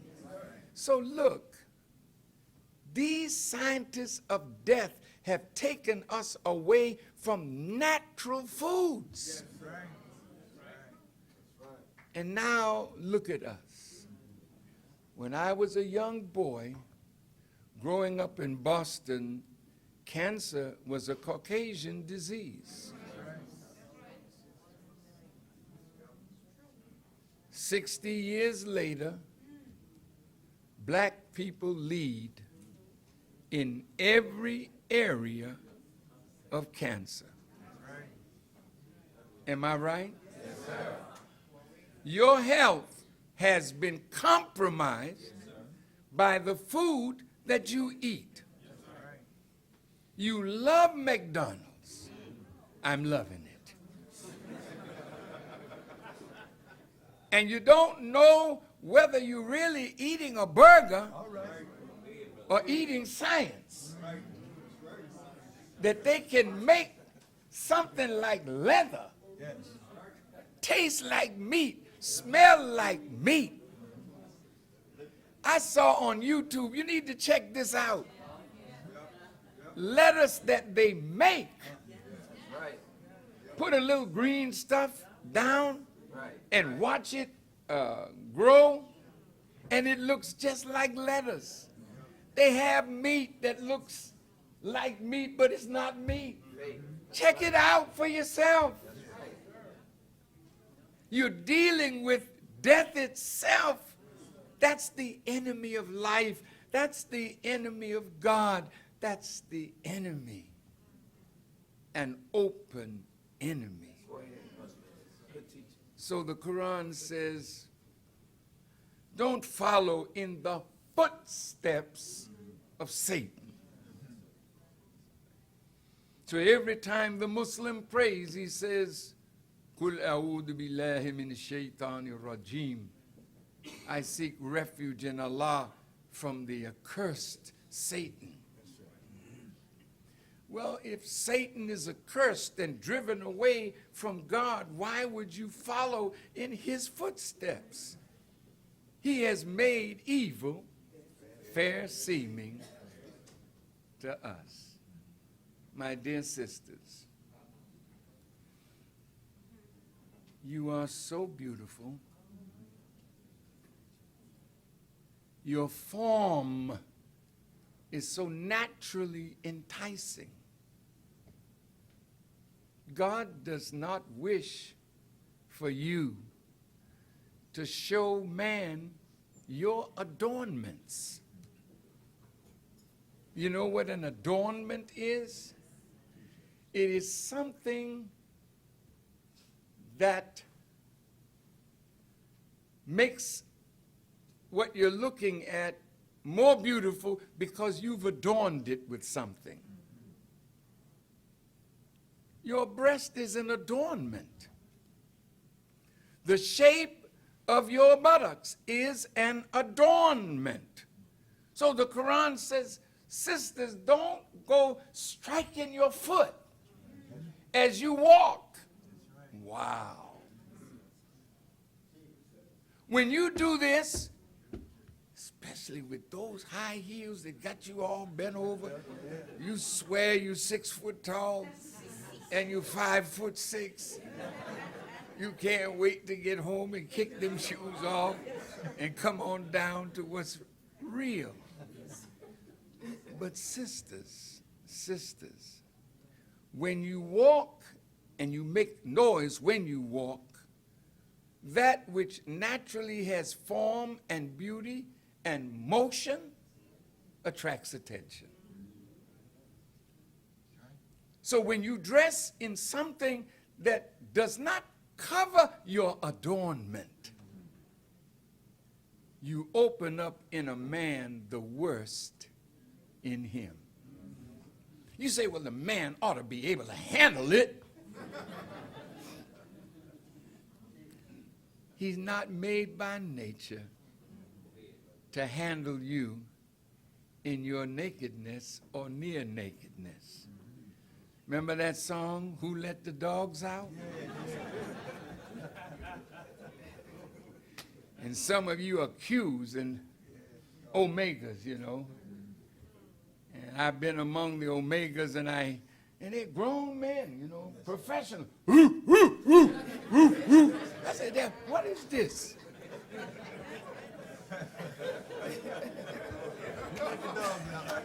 Who let the dogs out? And sister, I have to tell you, anytime with your fine self that you uncover, you will discover the dog in a man. That man could be your father. That man could be your uncle or your brother or your grandfather. I have not met too many women that have not been abused in this life by some man whom they considered trustworthy. And when a woman is abused by a man that they trusted, they have a natural disinclination to trust a man again. For in their eyes, if a father will molest his daughter because of her magnificent beauty, her innocence, her real love and devotion to that father, and he doesn't understand how to handle the love and devotion of a daughter,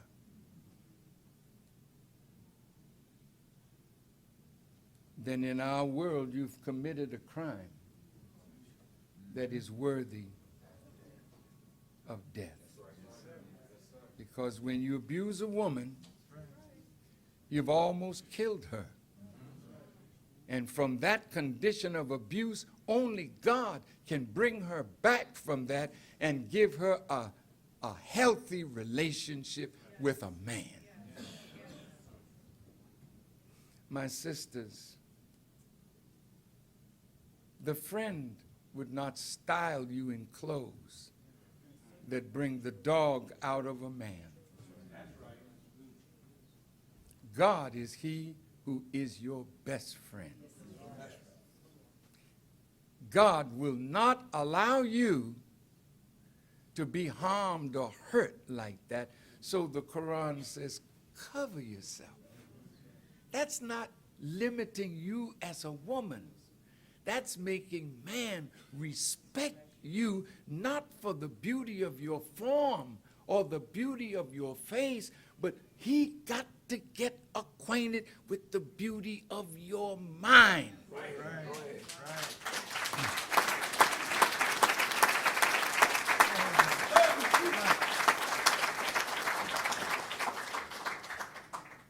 The last thing I wanted to say is the first thing I told Don I wanted to talk about was what is the role of the mosque going forward?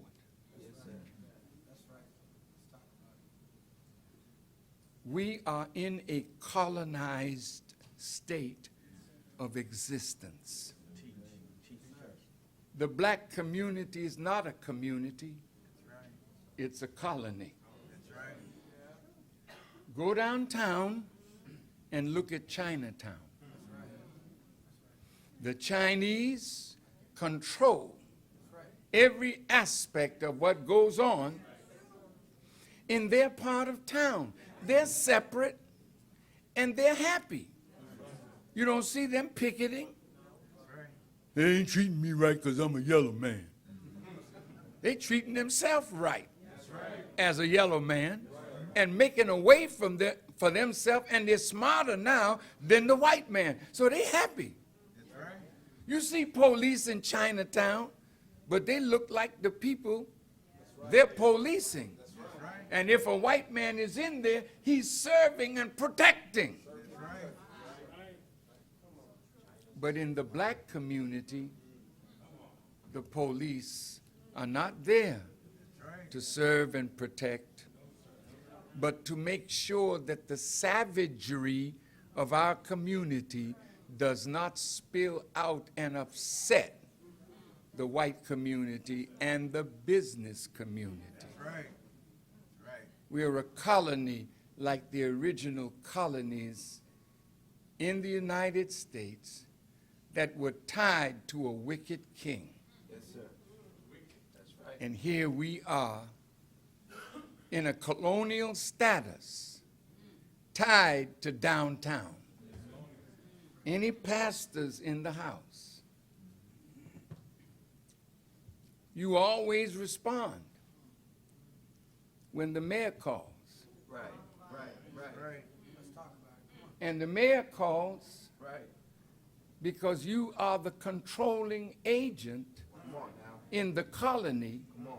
of those who are colonized. Yes, sir. That's not an enviable position to be in a time of the awakening of the masses. That's right. I'm not trying to upset you. I want you to see Go ahead. that we are a colony. Go ahead. So whenever the white man wants to put something over the city fathers, they call the preachers. That's right. That's what they do. That's right. And they call those of you who are aldermen or councilmen or politicians. You're in their system, but you don't know how to make their system work for your constituents. Right. Right. Because your constituents are not really yours. That's right. They are a part of the colony of the colonial master. You send your children to school. What kind of education are your children getting? They're getting a colonial education. So when you get your education, you come out, you're not trying to do something for yourself. You're trying to find a white person that will give you a job. All right. Now, I'm not against our women looking beautiful with extensions.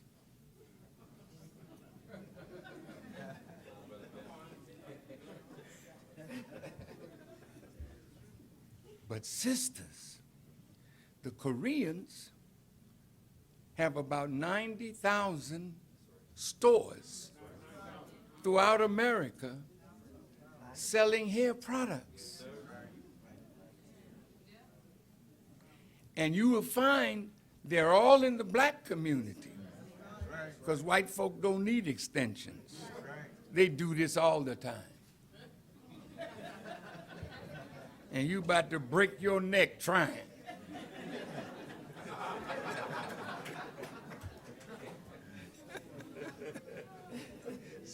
So my dear sisters, the money that you give them, you find if there's a black bank in our community, they won't put their money in our bank. They take their money and put it in their banks. So you can't get a loan even though the money that they got in their bank is from your community. So we got to break up the colonial status of the black community.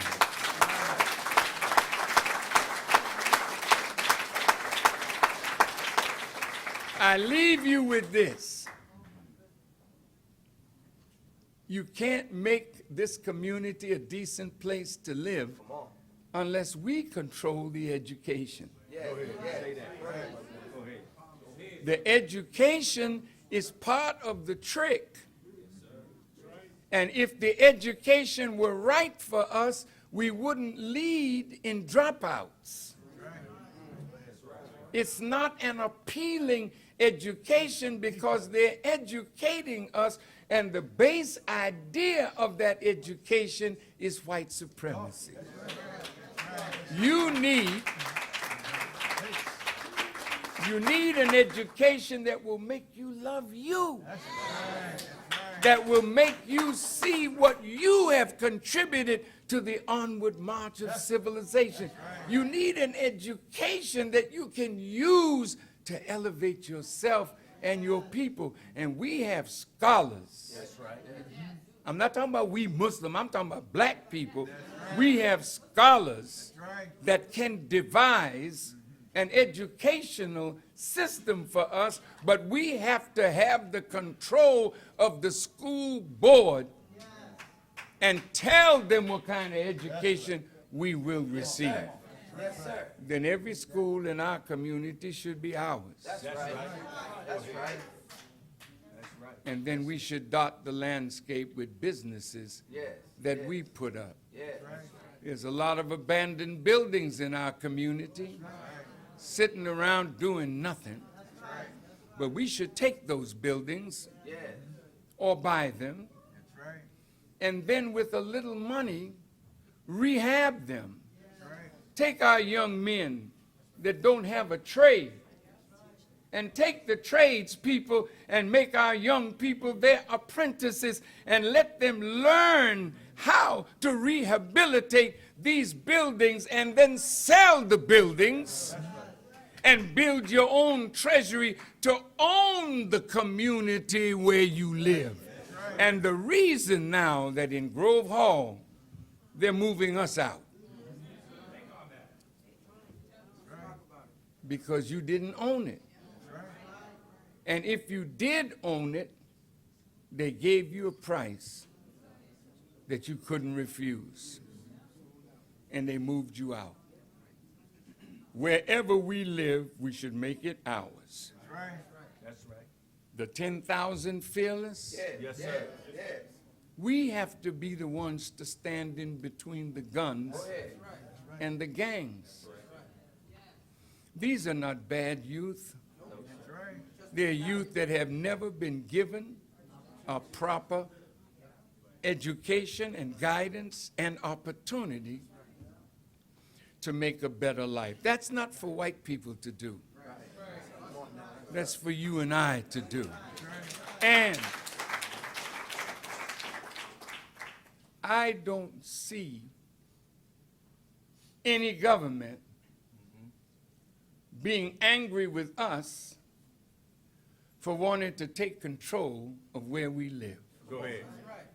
That's right. And if the government is angry with us for trying to control and own where we live, they have manifested as the enemy, and that demands complete separation in a state or territory of our own. Thank you for listening, and may Allah bless you. Assalamu alaikum. Hey. All praises due to Allah.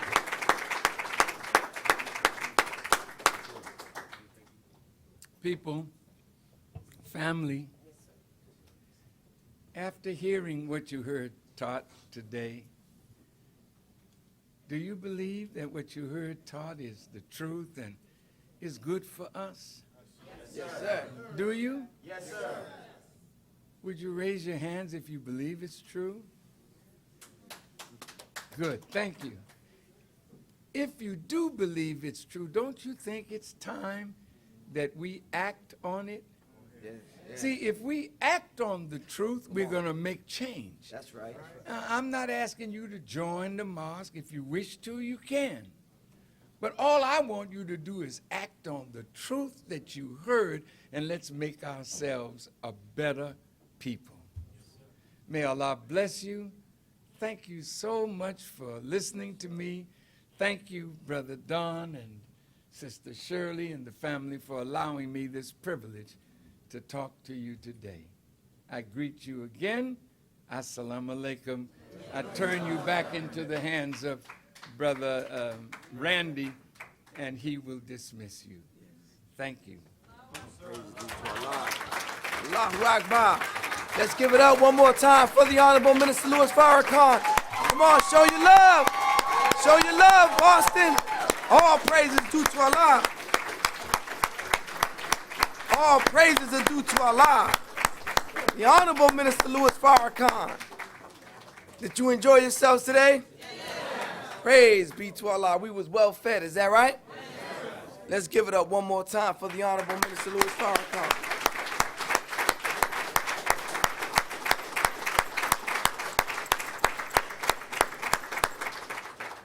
Well, we received our marching orders, and so let's move out. If you may be seated, we're going to go over a few brief announcements, and then we're going to close out with prayer. Again, we want to thank all those that are listening live. We have listeners right now in Hawaii, Honduras, Ethiopia, Alaska, Canada, Mexico, France, Germany, Ireland, the UK, Portugal, the US, the Netherlands, and England, all over the world listening to the Honorable Minister Louis Farrakhan. Let's give them a warm round of applause. All praises be to Allah. All praises be to Allah. This is going out through the world, through our broadcast here, that you can catch and you can listen to the Honorable Minister Louis Farrakhan on farrakhanspeaks.com. You can continue to listen to the Honorable Minister Louis Farrakhan. Now, brothers and sisters, again, we would like for you to continue to come out. You know, over 25 years ago, I made my first visit to the mosque, and it was on a day like this, where I heard that the Honorable Minister Louis Farrakhan was in town. And I just wanted to come to see him because I was listening on the radio and he was here live. I wanted to see him. And when I came, it was just like this. And I had a beautiful time, just like you had a beautiful time today. Did you have a beautiful time today? Beautiful, is that right? Praise be to Allah. I wanted to know if the mosque was as good when he wasn't here.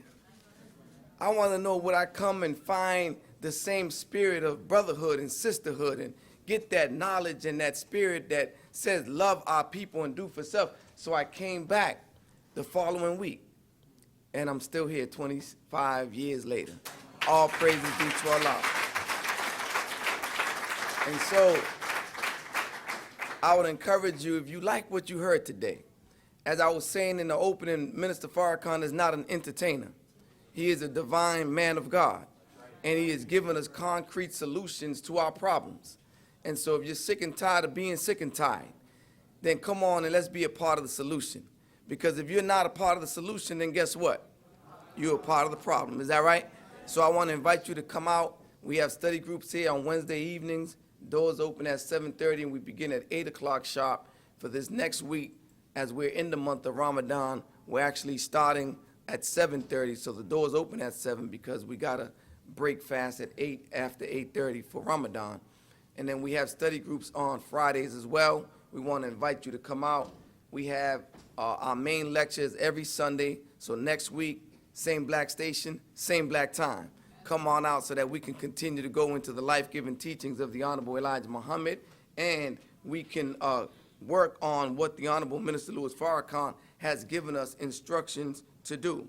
So brothers and sisters, at this time, I want to come forth, if we can come forth with charity. We got the wings filled up. We got brothers and sisters on each side. We got brothers and sisters downstairs. But if you loved what you heard, let's show our love and let's give as Allah has given us and fulfill one of the aspects of our religion, which is charity. So at this time, let us come forth with charity. Yes, sir. Praise be to Allah. Right up here, brother.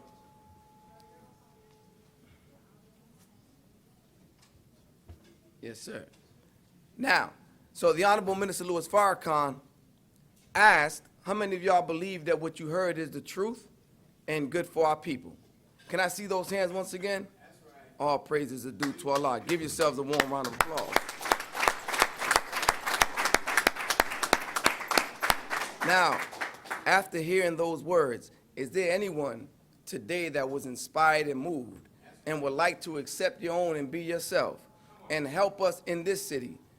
Help us to help the Honorable Minister Louis Farrakhan to go out there and get after our people. If there's anyone today that would like to accept their own and be themselves and be a part or registered member of the Nation of Islam, can you please raise your hand today? Anyone in the audience today, don't be shy, don't be bashful. There you go, stand up. Sisters in the back, please stand up. Anybody else? All praises are due to Allah.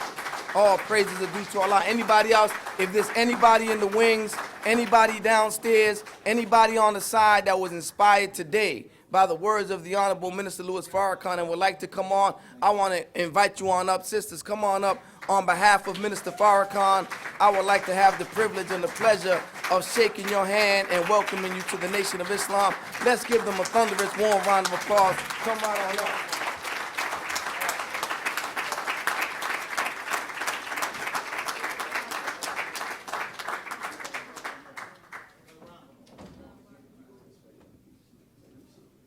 Brothers and sisters, let's give him a round of applause.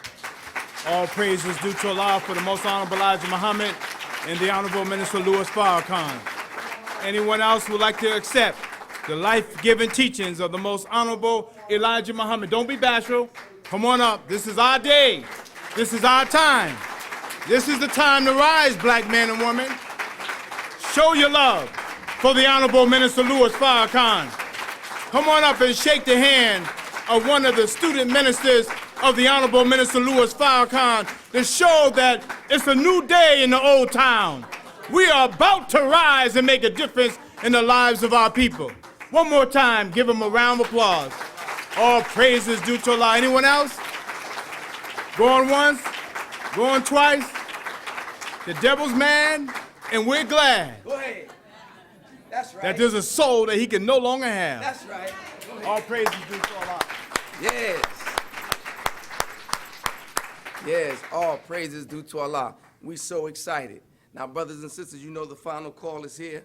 And I want to thank all of those that traveled with the minister, the final call. Let's give all those that came a warm round of applause, all of our guests.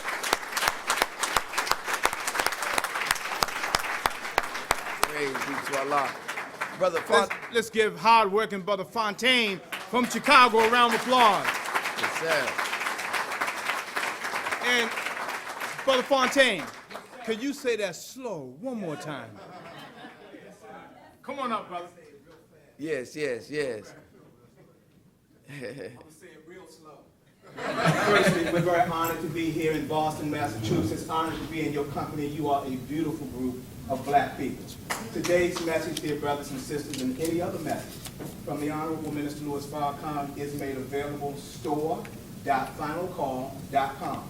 Store.finalcall.com. You can call us toll free at any time. That's right. 866-602-1230, extension 200. The numbers and addresses that I just mentioned are available in every edition of the greatest newspaper on earth, the Final Call newspaper, digital.finalcall.com. If you don't get the Final Call newspaper, I don't know what's wrong with you. Please subscribe, digital.finalcall.com. Thank you so very much. Assalamu alaikum. All praise be to Allah.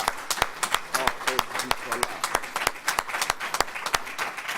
Praise be to Allah. Well, with that said, brothers and sisters, we were well fed. Is that right? Yes, right. At this time, we're going to close out, so I'm going to call Brother Student Minister Rodney Muhammad up to close us out with prayer. Let's bring him on with a warm round of applause. Assalamu alaikum. Assalamu alaikum. Just before we have prayer, we have Minister Don Muhammad here, student minister. Let's give him a round of applause. He's not only Minister Don, I know he don't want us to say this, but he has soldiered way before many of us were even born. That's right. You understand what I mean? So whenever we see a man like this, we have to honor and respect him and thank Almighty God, Allah, for him, a friend of the Honorable Minister Louis Farrakhan and the struggle of black people. Let's give him another round of applause. Yes, sir.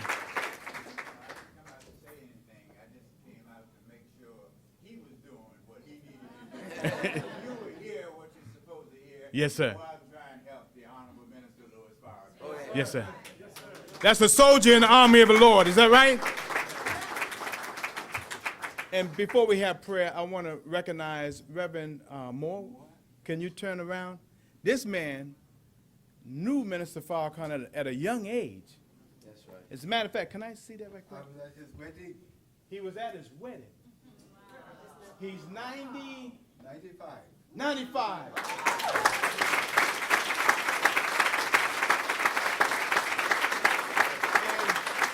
And this is the wedding. Khadija, the Honorable Minister Louis Farrakhan. This brother, I know him. He has a sharp mind at 95 years old. And he's still kicking. You understand? Let's give him another round of applause. Thank you so much for gracing us with your presence. Now, brothers and sisters, if we can please be so kind to bow our heads and close our eyes and just follow me silently in your own special way, close in prayer. In the name of Allah, the Beneficent, the Merciful, all praise is due to Allah, the Lord of the worlds, the Beneficent, the Merciful, sole Master of this day of judgment in which we now live. Thee alone do I serve, and Thee alone do I beseech for Thy help. O Allah, guide me along the right path, the path of those upon whom Thou hast bestowed Thy favors, and not the path of those upon whom Thy wrath is brought down, nor of those who go astray after they had heard Thy teachings. Say he, Allah is one God. Allah is He upon whom nothing is independent, but upon whom we all depend. He begets, nor is He begotten, and there is none like Him. And I bear witness that none deserves to be served or worshipped besides Allah, who appeared in the person of Master Fard Muhammad. And I bear witness that the Honorable Elijah Muhammad is indeed Thy last and most surely greatest apostle and exalted Christ. And I further bear witness that the Honorable Minister Louis Farrakhan is indeed Thy national representative. Let us all say, Amen. Amen. Brothers and sisters, wherever you go in peace. If you are attacked, you fight in the name of Almighty God, Allah, and you will be victorious. With that, we greet you with your black smiling faces and the greeting words of peace. And brothers, hug your brothers.